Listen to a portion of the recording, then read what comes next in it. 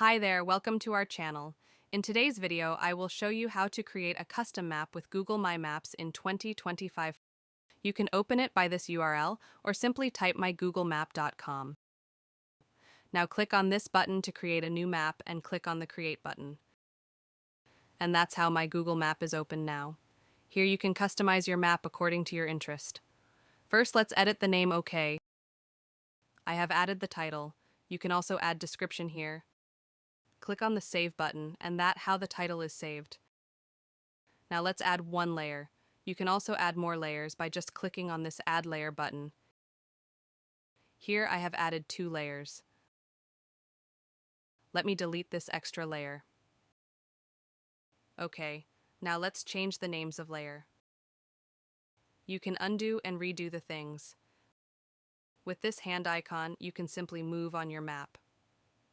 Okay, for zooming to a specific location, here is the plus icon. Click on the plus icon. I'm on the Pakistan map right now. Let's now add some cities inside the layers. For that, click on this Add Marker button and click on any area. Add a name for the area. You can also add description. Let's write, "This city is for foodies." You can also customize it. The first one is style. You can change the color of your marker, and here are some popular icons. Here are some more icons. You can choose anything from here. You can edit the title and the description again. From on this camera, you can upload image or video according to interest. You can also use YouTube video and Google Images or videos. There are also a direction option. Click on it and here, you have the A and B destination. Add your second destination, and that's how a route is given to you. How cool it is! You can also delete it by just clicking on this cross button here. You can also delete this layer if you want to, or you can also rename it.